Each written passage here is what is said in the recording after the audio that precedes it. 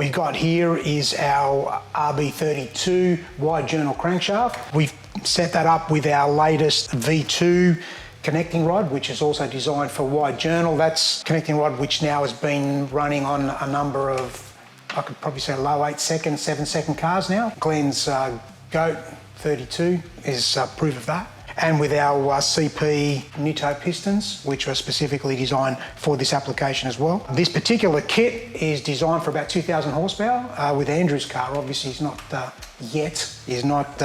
looking at making that power, but because I know Andrew pretty well, the 1,100 horsepower target, I don't believe is going to last too long. So instead of giving him a crank, pistons, rods to suit that sort of power and then come back and redo it all again, I've gone, nah.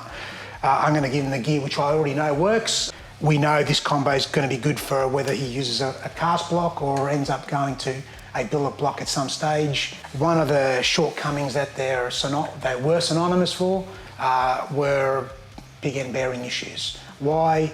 They're running a 17mm wide bearing.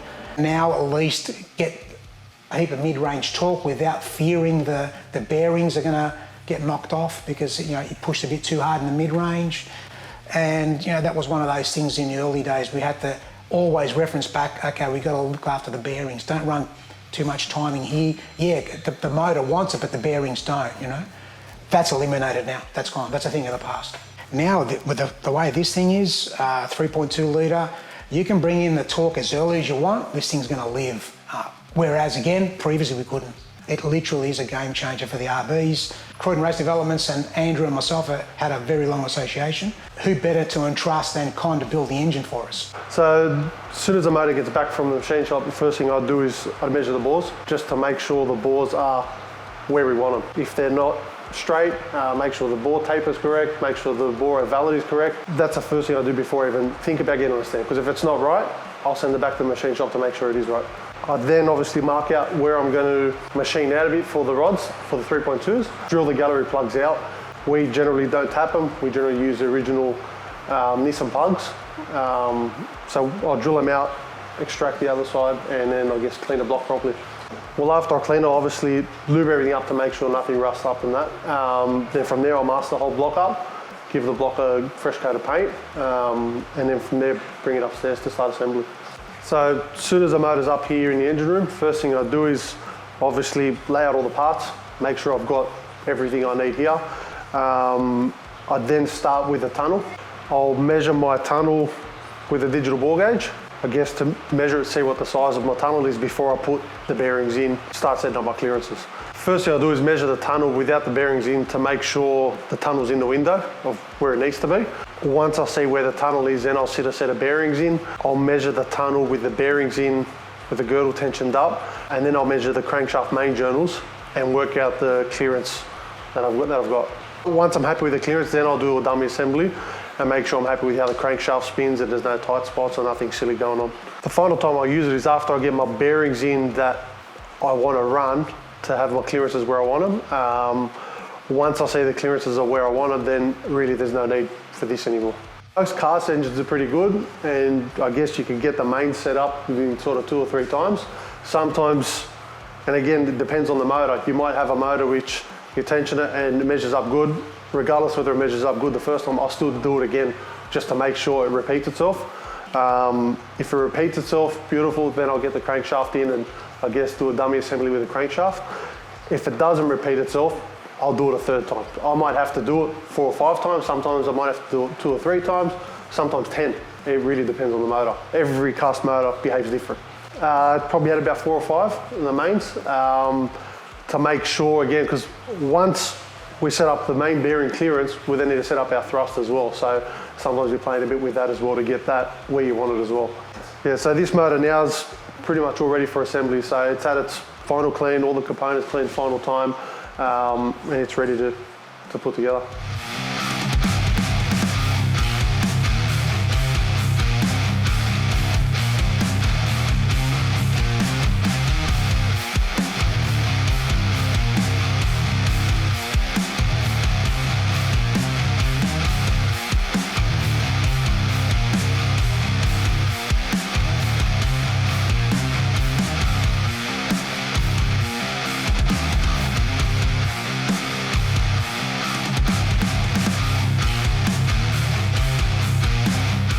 I'll generally only use hand tools when I'm doing this sort of stuff. You have a bit more feel on everything you're doing.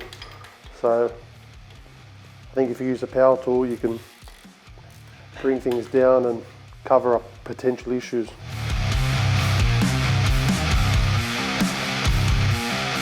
You got to set up the girdle in the main tunnel, because the girdle itself isn't dowelled or anything, so the girdle can float backwards or forwards in the main tunnel itself, in the block.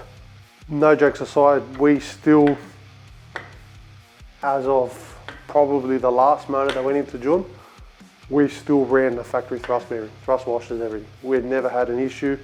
We never had the need to go to a Torrington bearing or anything like that. So when this stuff's set up right, there's no reason why you should have to go to that other level. You'll tension it obviously from the center out. Well, generally you'll do it in 3 stages depending on what sort of tension obviously you're running. For something like this, in 3 stages is plenty. You obviously try and keep the increments even. So after we obviously tension it, just spin the crank by hand really to be able to get a feel of it, to make sure it all spins nice. So you can see it spins pretty nice for a final assembly. So now after we obviously get the crankshaft in, spin it, make sure everything feels nice, we're ready to start assembling the rods and pistons and putting them in the motor. So obviously I'll measure every piston, measure every bore, make sure the piston and bore is correct on every cylinder. Well, yeah, you'll check obviously your clearance between your pin bush to the gudgeon pin, ensure that the gudgeon pin does have enough clearance there on the pin bush. Everything will get weighed and matched accordingly to make sure that obviously the motor's 100% completely balanced and everything's I guess weighed and matched up correctly. I personally will never get a motor back from the machine shop and just assemble it. I'll check everything to make sure, because at the end of the day, the customer's going to come back to me, not the machine shop, if something's not right. Once we get the rings out of the packet, we'll measure the rings in each bore. I'll have a ring pack for each bore, obviously, and then I'll file each ring accordingly per cylinder. So we'll file the ring gap itself, the ring end itself, to obviously set the gap up where we want. Obviously, too tight a gap, you can start causing, you can break pistons and obviously grab on the bore and that sort of stuff as well. So we need to make sure obviously that the ring gap is matched according to the application that we're using it for. Obviously, I've already filed the rings down, set them up. We generally sit them in the bore. I've got a ring squaring tool here that we use, which will sit in the bore to make sure that the piston ring gets inserted into the block and it's in the same spot all the time, to make sure that we get repeatability in what we're doing, to make sure obviously we get our setup done correctly. Well, I've already assembled these 5 of the 6 rods and pistons. They're already lubed up, ready to go. They're numbered per bore, so everything's ready to go on that side. I literally just need to install the rings on each piston. Firstly, you obviously got to clock the rings up where you want them. Everyone has their own way of doing it. Piston manufacturers have their own way of doing it. I'll stick to the way which I've been taught, which has been going for the last probably 20 years from gym. So we've had good success with it, so we'll stick with sort of what we're doing. Plenty of oil, lube it up. Obviously, you're putting it into a fresh bore. Again, this is all that's staying in it till start up. So lube it up good and put the piston in and off you go.